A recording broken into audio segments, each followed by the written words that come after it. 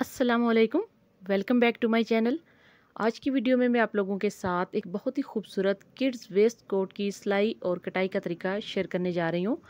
तो ये देखिए, इसको आप दोनों तरफ से इस्तेमाल कर सकते हैं। एक तरफ से प्लेन और दूसरी तरफ से मैंने इसके ऊपर डोरी का इस्तेमाल किया है ये बॉक्स बनाने में।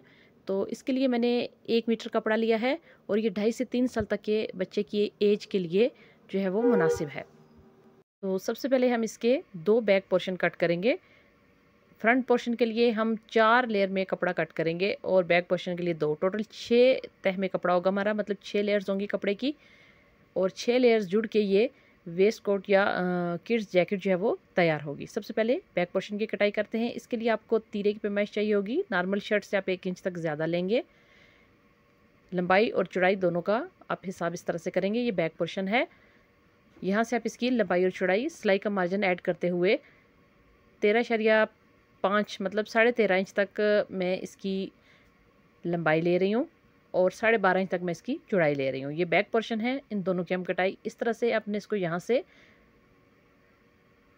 पैमाइश लेनी है इसकी चौड़ाई के हिसाब से और इसमें आपने 1 इंच तक सिलाई का मार्जिन ऐड करना है। उसके बाद आपने इसको कटाई कर देना है। ये 2 पोर्शन है। ये देखिए, कपड़े की 2 तह हैं ये। अभी ये जैकेट के अगले हिस्से की कटाई करेंगे। सेंटर में चूँकि इसके बटन्स लगे हुए हैं, ये ओपन है, तो टोटल ये 4 तह में इसको कपड़े को फोल्ड करेंगे। चौड़ाई में ज़रा ज़्यादा ही लेंगे फ्रंट से, 1-1.5 इंच। लंबाई जो है वो सेम ही लेंगे बैक पोर्शन की और फ्रंट पोर्शन की।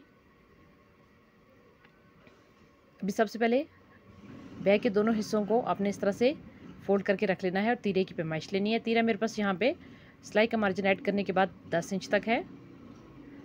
9 इंच था तो 1 इंच तक मैंने इसमें इजाफा किया है। 10 इंच तक सिलाई का मार्जिन ऐड करने के बाद फोल्ड करके मैंने 5 इंच पे निशान लगाया है। अभी यहाँ पे 4.5 इंच मेरे पास आर्म होल था। यहाँ चूँकि तीरा नहीं ऐड होता तो मैं 5.5 इंच तक इसको सीधी लाइन लगा के बॉक्स बना के उसको राउंड शेप दूंगी आर्म होल की कटाई के लिए। अभी जो शोल्डर की डाउन कटिंग है वो मेरे पास आ रही है 3 इंच तक। तो सिलाई का मार्जिन ऐड करके आपने 3 इंच तक इस तरह से क्रॉस में निशान लगाना है, तिरछा निशान लगाना है। और जो बैक नेक है हमारी वो 1.5 इंच तक डीप होगी। इसके बाद ये जो चौक है इसका निशान लगाएंगे। ये जो बगल के नीचे से लेके चौक तक आपने जो गैप है वो रखना है। ये मेरे पास आ रहा है 6 इंच। यहाँ पे छोटा सा कट बना देंगे चौक के लिए। इसके बाद आर्म होल की कटाई करेंगे। 1 इंच तक हमने ज़्यादा रखा है। जितनी टोटल हमारे पास स्टेम लेंथ आ रही थी उससे हमने 1 इंच ज़्यादा रखा है ताकि जो सिलाई होगा उसमें भी ये चला जाएगा। तो 1 इंच तक हमारा सिलाई के अंदर वेस्ट हो जाएगा। तो पूरी तैयार हमारे पास जो आर्म होल की मेजरमेंट है वो आ जाएगी। अभी यहाँ से अगर आपने फिटिंग देनी है इस वेस्ट कोट को तो यहाँ से आप इसको थोड़ी सी कमर की जो सिलाई है फिटिंग की वो दे सकते हैं या कटाई करके भी आप इसको फिट कर सकते हैं। अभी ये फ्रंट के 4 हिस्से हैं जिनको हमने कट करना है। तो जो हमने बैक पोर्शन कटाई किया है उसको आप उठाएंगे और इसके ऊपर रख के ट्रेस कर लेंगे। यहाँ पे मैं आपको ये बता दूं कि आपने जो आपका बैक पोर्शन कटाई किया है उससे 1/2 इंच तक आपने ज़्यादा इसको रखना है चौड़ाई में। ये चौड़ाई आपने आर्म होल की कटाई जहाँ पे ख़त्म होगी वहाँ से लेके नीचे चॉक या बॉटम लाइन तक आपने रखनी है ज़्यादा, बाकी तमाम जो है वो सेम होगा। और जो फ्रंट हमारे आर्म होल का हिस्सा है उसको थोड़ा सा आपने डीप कट करना है। सिर्फ यहाँ से आपने इसको 1/2 इंच तक ज़्यादा रखना है।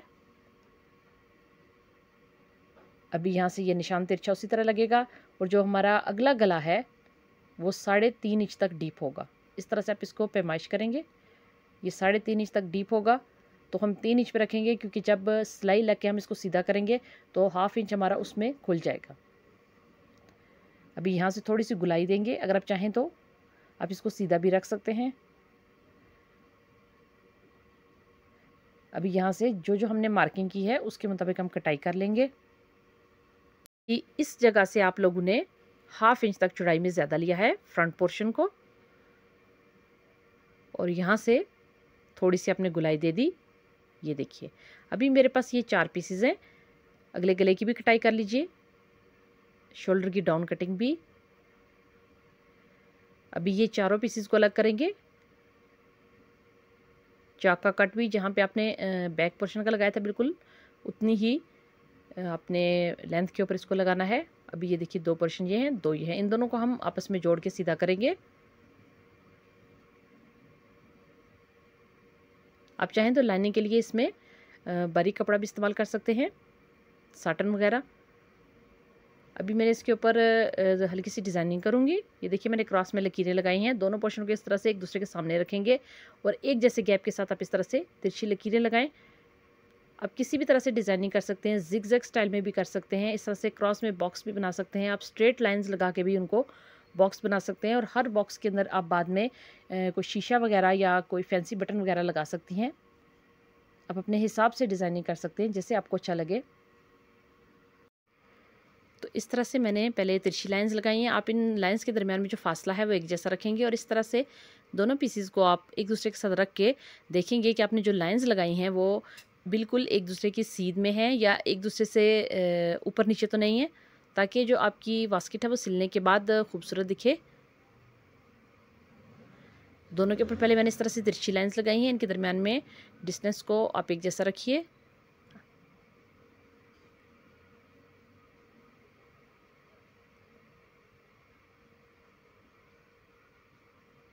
तो आजकल बाज़ार में इस तरह के जो ड्रेसेस हैं बच्चों के, जिसको 3 पीस बोलते हैं, मतलब इसमें शलवार, कुर्ता और इस तरह से ऊपर छोटी सी बास्केट या जैकेट होती है, तो ये बहुत ज़्यादा चल रहे हैं। आप इसको बहुत आसानी से, बहुत कम कपड़े में और बहुत कम वक्त में बहुत ही आसानी के साथ बना सकते हैं। अभी इनके ऊपर बॉक्स स्टाइल बनाने के लिए मैं दोबारा से लाइंस लगा रही हूँ जो कि उनके अपोजिट होंगी। ये देखिए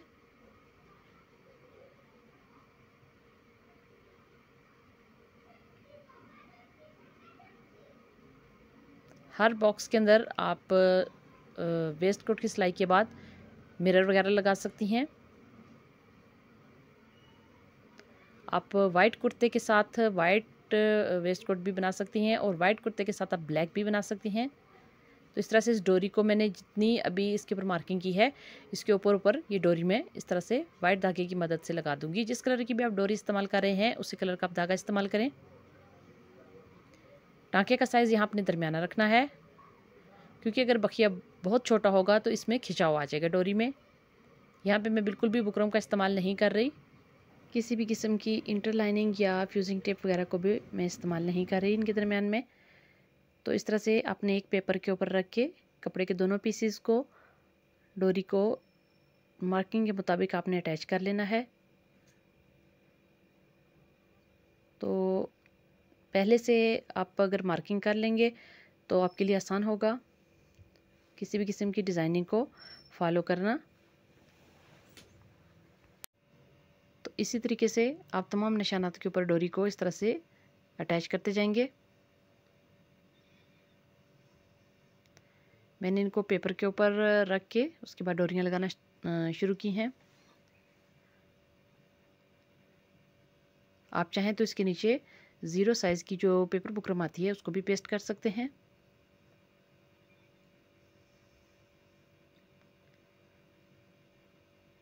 तमाम निशानात के ऊपर इस तरह से अपनी डोरियों को लगा लेना है ताकि आपकी जो बॉक्स स्टाइल है वो मुकम्मल हो जाए।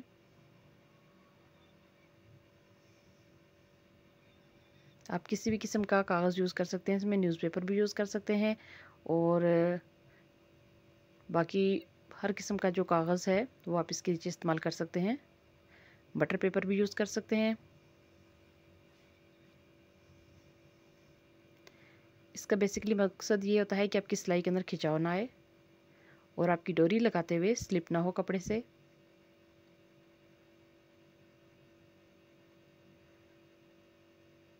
तो एक एक करके इन दोनों कपड़े के पीसेस को मैं तैयार कर लूँगी।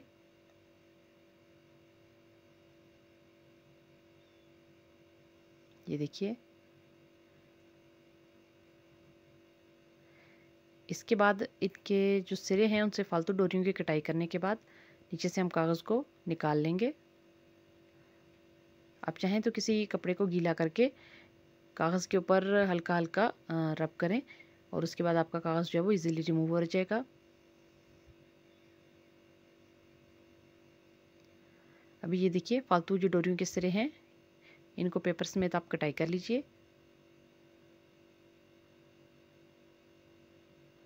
ताकि इसके तमाम कटे हुए से वाज़ेह तरीके से आपको दिख सकें और इनकी शेप जो है असली वाली वो निकल आए। अब इस तरह से अपने पेपर को उतार लेना है। ये दोनों फ्रंट पोर्शन के ऊपरी हिस्से हैं। अभी यहाँ पे मैंने पॉकेट का निशान लगाया है, एक छोटा सा कट है जो कि 3 इंच तक है। अभी 4 इंच चौड़ाई के साथ मैं एक कपड़ा लूँगी और इसकी लंबाई जो है वो आप पॉकेट के साइज़ के मुताबिक ले सकते हैं। मैं ज़्यादा लंबा ले रही हूँ। इसको इस तरह से सीधी साइड पे रख के सिलाई कर लेंगे। ये देखिए मैंने इसको सी लिया है। अभी जो पॉकेट वाला कट है उस कट को कपड़े के साथ जो हम कपड़ा अटैच हुआ उसके साथ दोबारा से कटाई कर लेंगे। ये देखिए इस तरह से। आप बच्चे की एज के हिसाब से इस पॉकेट के साइज़ में इजाफा कर सकते हैं।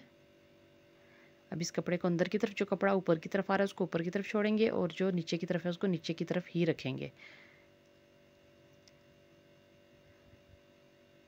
तो ये बाद में इस तरह से सिलेगा। ये देखिए इसके किनारे इस तरह से सिल जाएंगे तो ये पॉकेट जो है वो मुकम्मल हो जाएगी इस तरह से। अभी सबसे पहले इसका जो ऊपरी हिस्सा है आप इसमें ब्लैक या किसी भी कलर का कपड़ा लगा सकते हैं खूबसूरती के लिए। मैं यहाँ पे सेम कलर इस्तेमाल कर रही हूँ।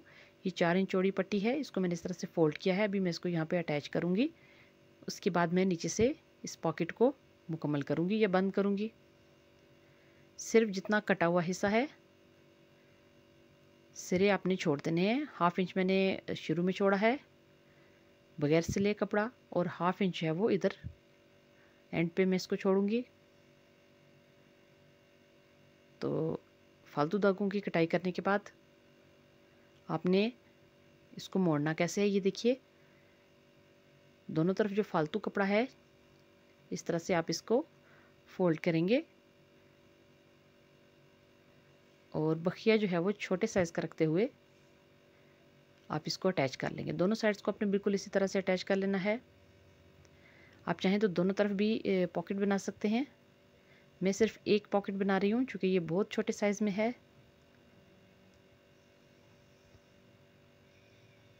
दूसरी तरफ से भी इसी तरह से अपने कपड़े को फोल्ड कर लेना है।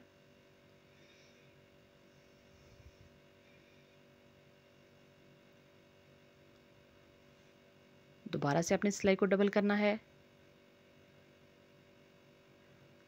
और सेंटर में ले जाके डबल करते हुए अपने धागे को ख़त्म कर लेना है। सिरे आपने अच्छे तरीके से अंदर की तरफ फोल्ड करने हैं।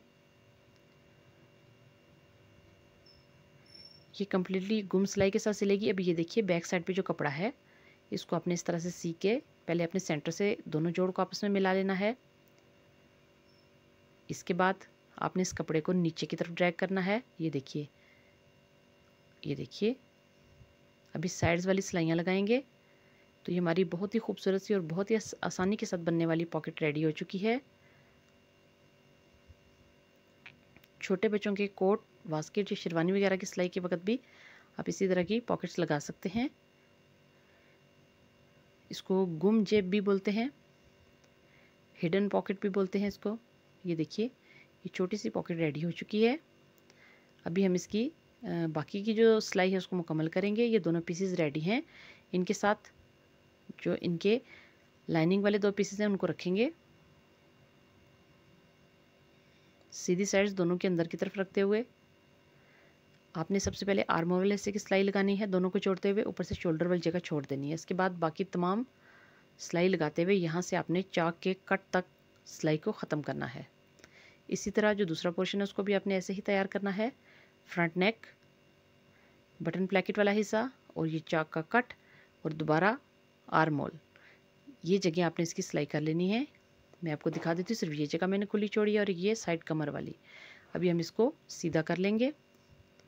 पलटाने के बाद दोनों हिस्सों को आपने सीधा करना है। सीधा करने के बाद हम इसकी आखिरी वाली सिलाई लगाएंगे। इसके बाद ये मुकम्मल हो जाएगी। आप इसको राउंड नेक के साथ भी बना सकते हैं, मैंने ज़रा वी शेप में बनाई है। अभी अब चाहें तो ये डोरी इस तरह से तमाम किनारों के ऊपर लगा लें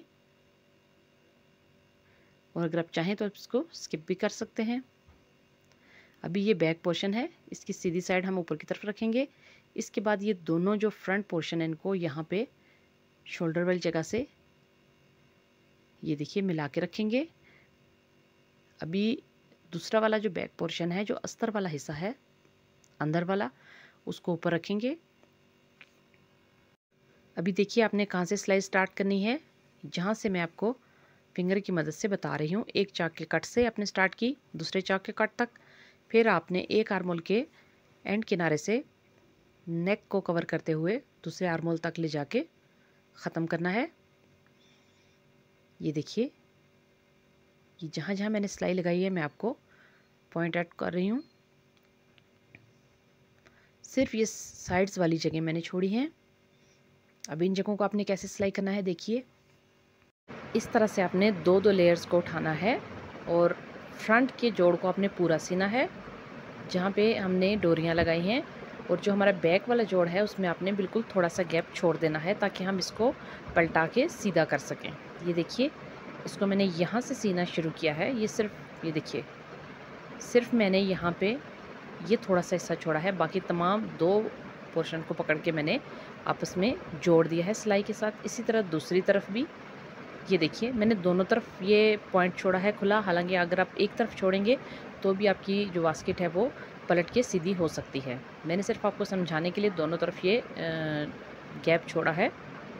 अभी यहाँ से आप इस पूरी बास्केट के अगले हिस्से को, पिछले हिस्से को निकाल के बाहर कर लेंगे तो ये पूरी गुम सिलाई के साथ सिली हुई बास्केट आपके सामने आ जाएगी।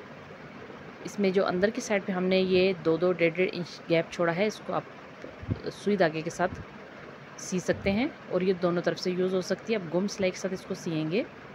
अभी प्रेस करने के बाद मैं इसको आपको इसकी फाइनल लुक दिखा रही हूँ। ये देखिए, ये रेडी हो चुकी है। ये छोटा सा गैप है जिसके अंदर से हमने इसको सीधा किया है निकाल के। बाकी तमाम ये गुम सिलाई के साथ तैयार है। ये दोनों तरफ से आप इसको इस्तेमाल कर सकते हैं।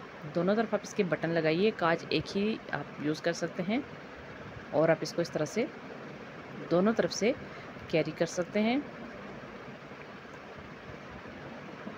इसके लिए आपको दूसरी साइड पे भी पॉकेट लगानी पड़ेगी। जो इनर वाला हमारा हिस्सा है कपड़े का, उस पर भी आप पॉकेट को लगा सकते हैं। तो ये इसकी फाइनल लुक है बटन लगाने के बाद और काज करने के बाद। ये इसकी पॉकेट देखिए। उम्मीद करती हूँ आपको मेरी आज की वीडियो अच्छी लगेगी। मज़ीद ऐसी अच्छी वीडियोज़ के लिए मेरे चैनल को लाइक और सब्सक्राइब कीजिए।